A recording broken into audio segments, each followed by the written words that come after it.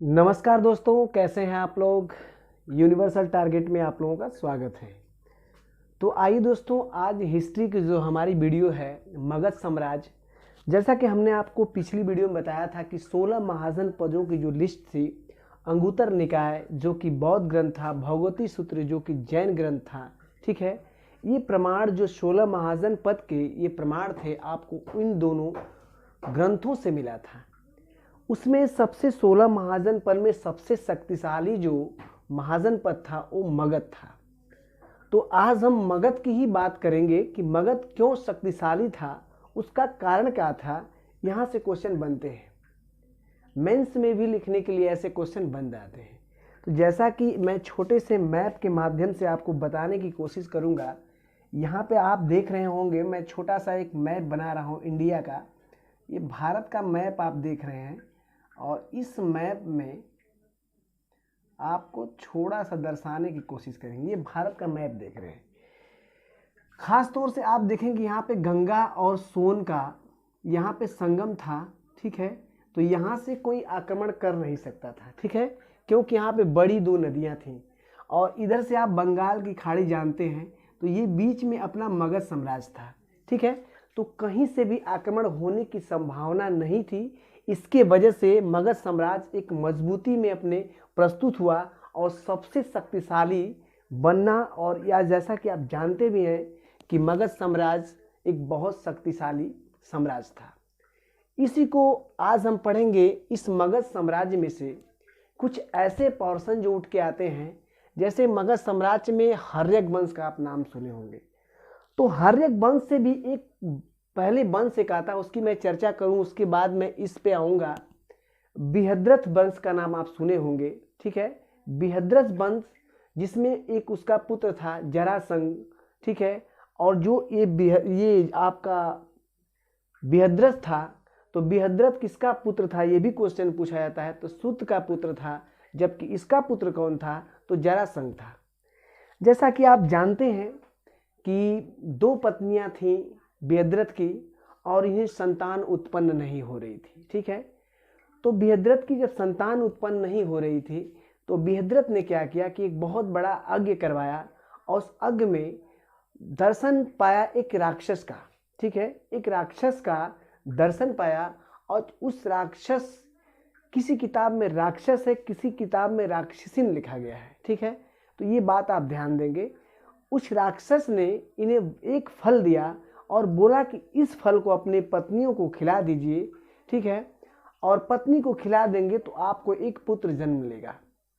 अब यहाँ पे क्या किया कि वेदव्रत ने फल तो प्राप्त किया। फल प्राप्त करने के बाद उसे लोभ आ गया कि हमें उससे वरदान मिला कि फल खिलाने के बाद एक पुत्र होगा। तो उसे क्या पता कि हमारी दो दो पत्नियां हैं, तो मैं ऐसा करता हूँ कि इस फल को दो भाग में बांट देता हूँ, और बांटने के बाद मैं दोनों को खिलाता हूँ, तो एक पुत्र के जगह हमें दो पुत्र मिल जाएंगे। तो ये बहुत खुशी की बात हो जाएगी। अब बृहद्रथ ने चतुराई की और दोनों फलों को फाड़ कर दोनों पत्नियों को खिला दिया, और खिलाने के बाद दो आधे आधे पुत्र जन्म लिए, ठीक है। और बाद में वो दोनों पुत्र को जोड़ दिया गया, तो उसी का जरासंध नाम हुआ। जैसा कि महाभारत पुराणों में आपको सुने होंगे आप लोग कथा, कि इसी जरासंध से श्री कृष्ण का युद्ध हुआ था। श्री कृष्ण ने कई बार इसको पराजित किया था, लेकिन पराजित होने के बाद भी श्री कृष्ण ने भीम के द्वारा इसे मरवा दिया। मरवाने का क्या कारण था कि भीम उसे बल का मतलब कि युद्ध हुआ, बल वाला युद्ध हुआ था, जिसे दंगल बोलते हैं। ये युद्ध हुआ था। इस युद्ध में क्या हुआ था कि भीम उसको फाड़ देता था। फाड़ने के बाद जब उसको दो खंड में फेंक देता था, तो फिर जरासंध क्या करता था, जरासंध आके जुड़ जाता था, ठीक है। जरासंध आके जुड़ जाता था, लेकिन श्री कृष्ण ने बताया कि आप उसे फेंकिए, लेकिन उल्टे साइड में फेंकिए, जुड़ेगा नहीं। ऐसी बात सुनकर भीम ने उसे फाड़ा और उल्टे साइड में फेंक दिया, जिससे वो जुड़ा नहीं, और वहाँ से जरासंध की मौत होती है। तो जरासंध से कुछ इतिहास ऐसे बनते हैं, ठीक है। तो इतना इतिहास आप जान गए कि यहाँ पे बृहद्रथ वंश था, और बृहद्रथ वंश के बाद आया हर्यक वंश, ठीक है। कौन सा आया था, हर्यक वंश आया था। तो इतनी बात आप नोट करें। अब हर्यक वंश की बात करें दोस्तों, तो हर्यक वंश में सबसे शक्तिशाली एक शासक था जिसका नाम बिंबिसार था। क्या था? बिंबिसार था।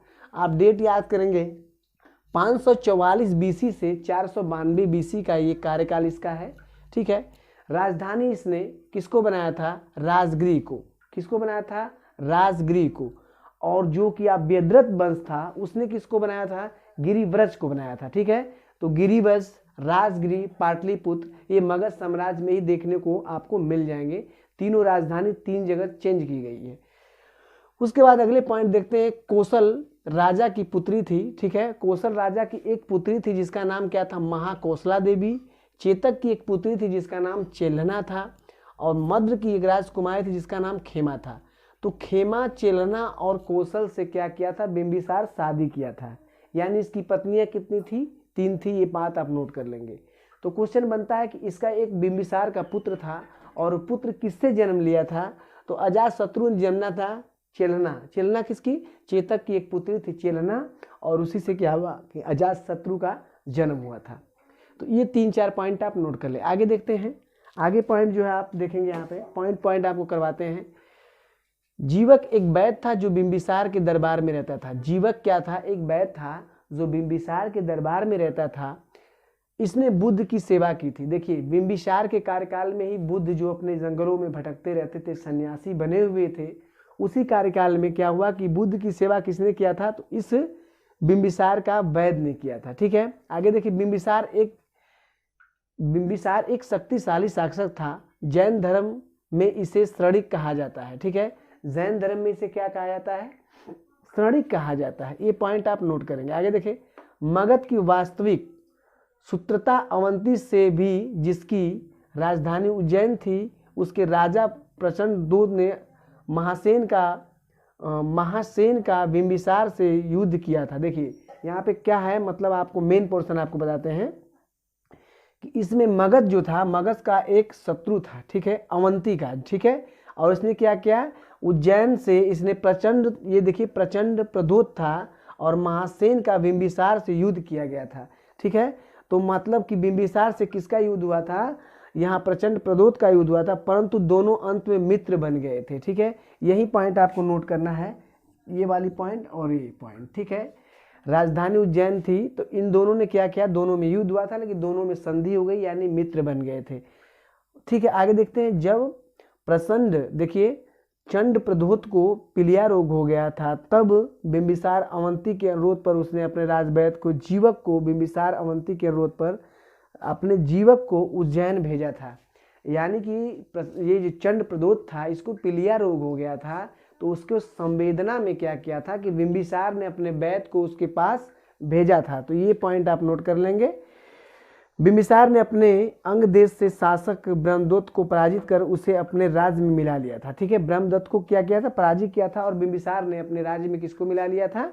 उसको मिला लिया था। किसको मिलाया था? अंग को मिलाया था। यहाँ पे देखिए, अंग को मिला लिया था। तो ये कुछ बेसिक पॉइंट थे, इसको नोट कर लीजिए। ज्यादा क्वेश्चन यहाँ से नहीं बनते हैं।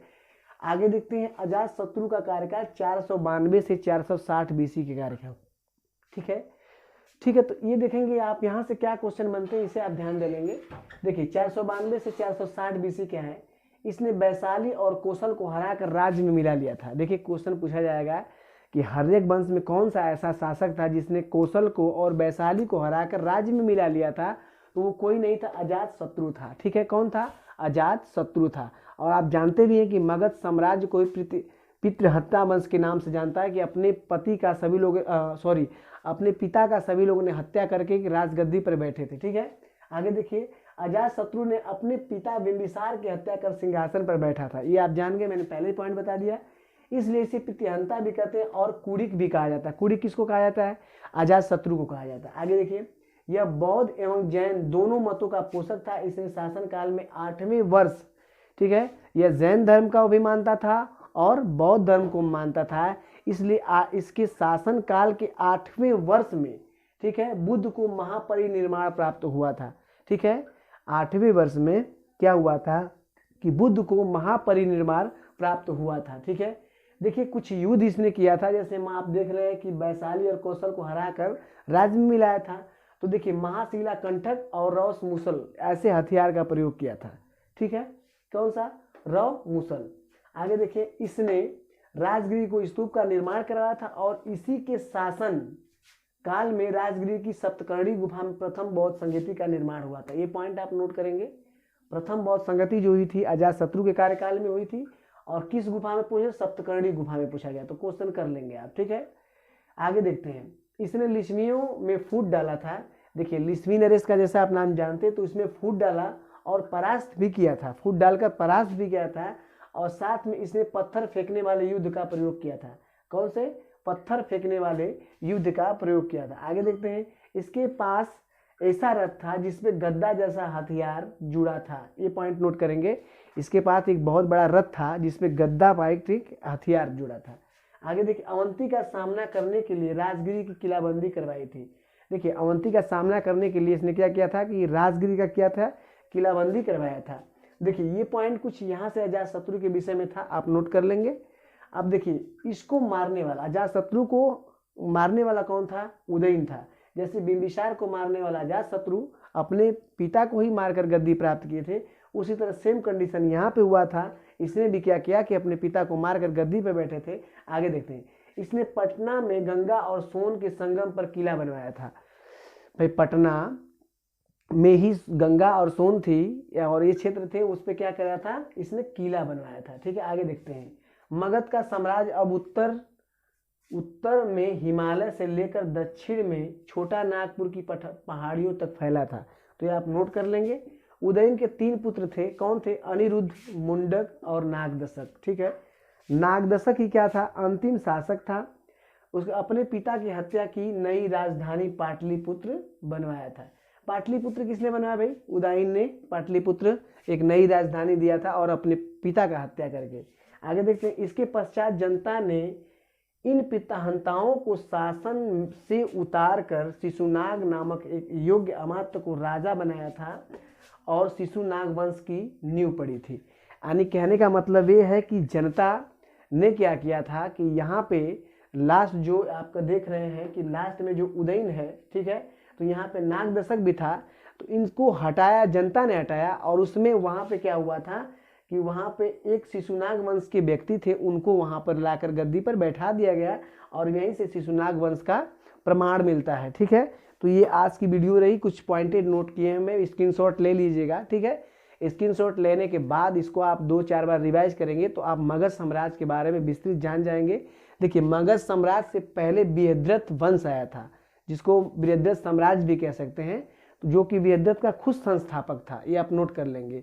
और जरासंध भी उसका एक पुत्र था। तो ये ऐसे क्वेश्चन बनते हैं। उसके बाद आपका आया था हर्यक वंश। तो ठीक है, वीडियो लाइक करिए, सब्सक्राइब कर दीजिए, फिर अगली वीडियो मिलेंगे, तब तक के लिए थैंक यू।